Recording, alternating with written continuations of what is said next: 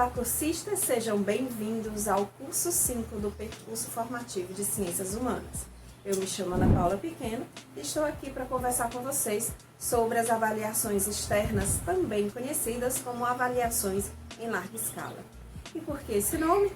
Avaliações externas porque são pensadas, projetadas e executadas por agentes externos à escola. E são em larga escala devido ao tamanho da população avaliada. Os principais exemplos que conhecemos é o SAEB, no Brasil, que é a avaliação nacional, e o SPAES, que é a nossa representante estadual. As avaliações externas chegaram ao Brasil mais ou menos na década de 60, mas foi só nos anos 90 que elas passaram a compor o universo educacional de forma mais institucionalizada, com o surgimento do SAEB. Desde o início, o INEP e os técnicos da SEDUC Ceará interagiram para definir as matrizes e o processo de avaliação que seria executado tanto a nível nacional como no estado. É por isso que em 1992 nós lançamos o SPAES, logo em seguida, e a partir de um acordo com o INEP, para que a avaliação nacional e a estadual ficassem intercaladas, o SAEB nos anos ímpares e o SPAES nos anos pares. Ele inicia, então, com o nome de avaliação de quarta e oitava série, e só na época de 2000 é que ele passa a assumir o nome que hoje a gente conhece, que é o Sistema Permanente de Avaliação da Educação Básica do Estado do Ceará, SPAES.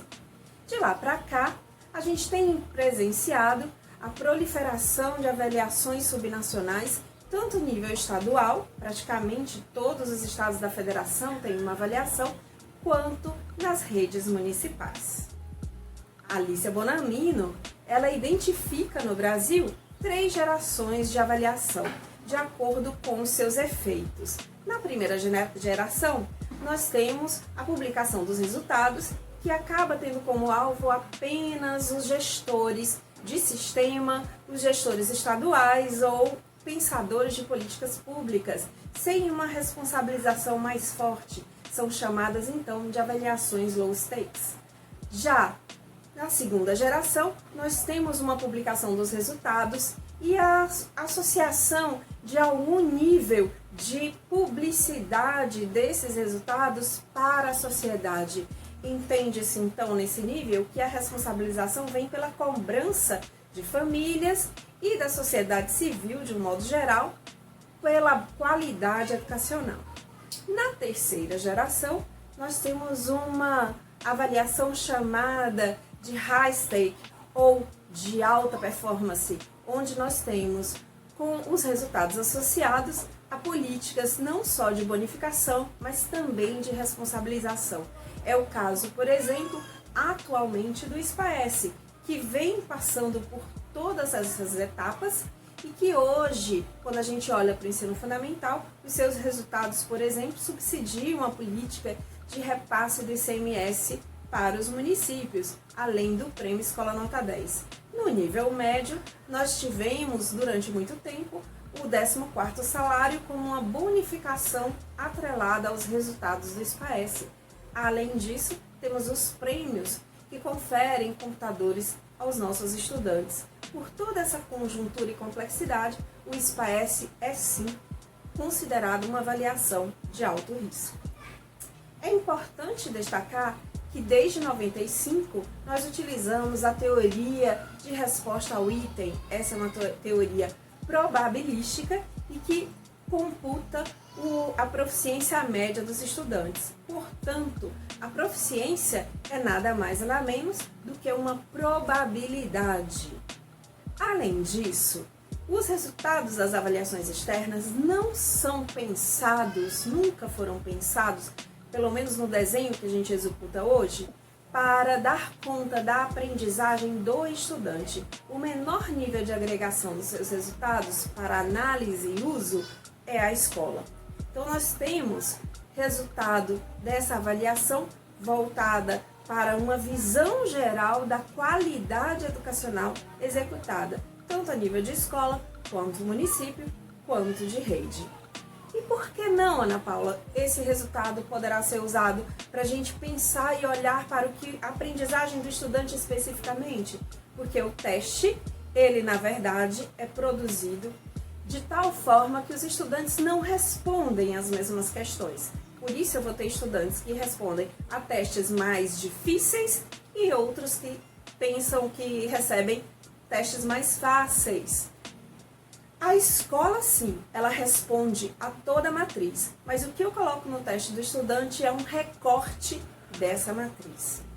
Por isso, pelo princípio da equidade, não é possível estar comparando resultados de um estudante com o outro. Será que é possível a gente utilizar os resultados, a análise desses resultados para promover uma melhoria na questão pedagógica, na gestão pedagógica da escola? E sim, os resultados da avaliação externa, eles devem estar empoderando ou subsidiando debates a nível da gestão e da gestão pedagógica. Como assim?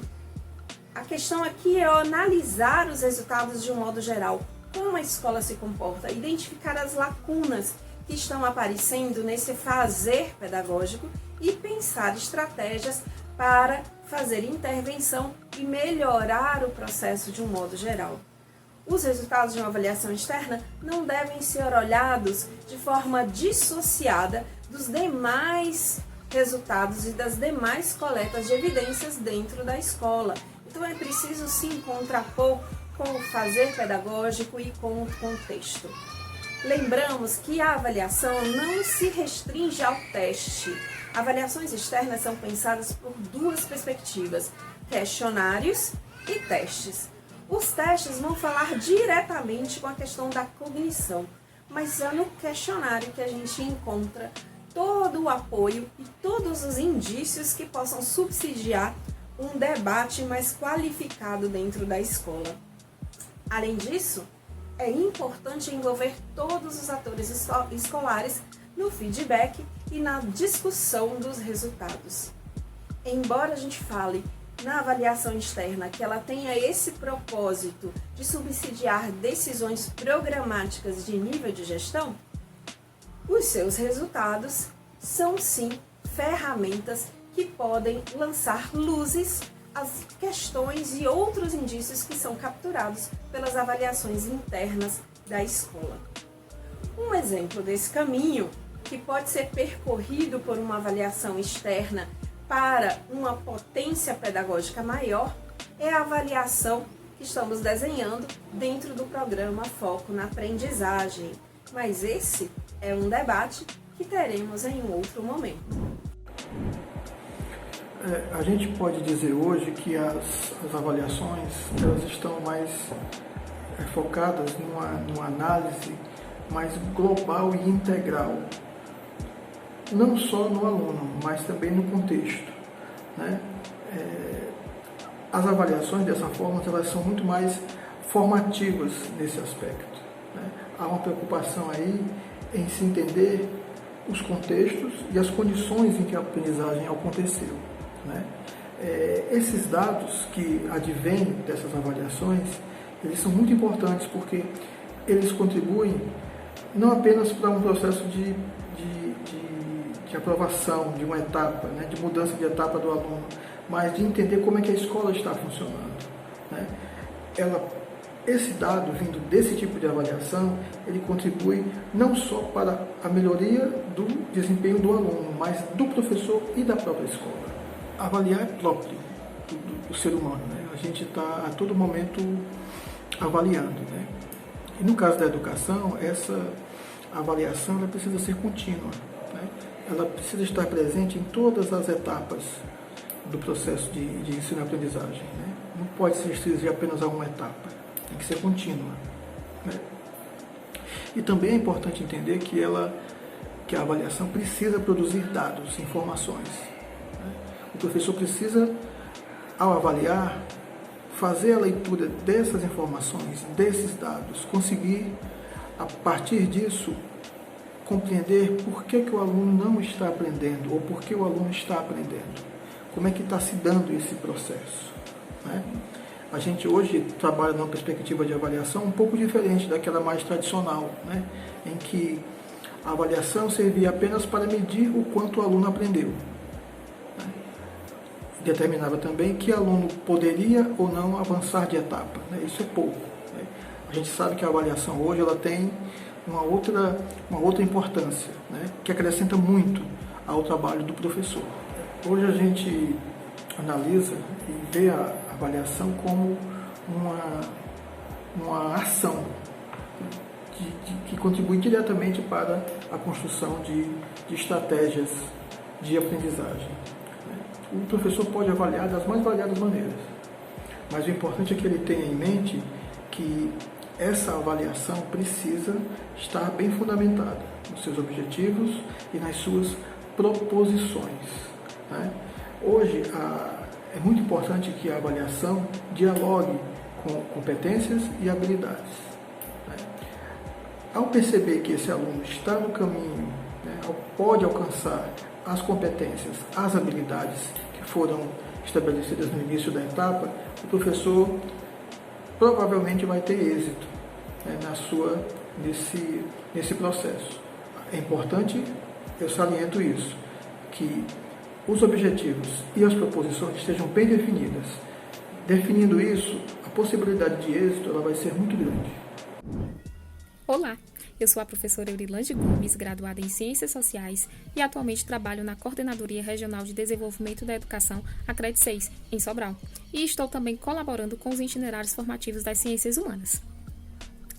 No contexto das avaliações externas, as ciências humanas têm um papel fundamental, pois ela fornece subsídios de leitura e interpretações textuais, visto que uma das principais características dessa área é a compreensão de como se constituíram as sociedades e dos mais variados modos de vida.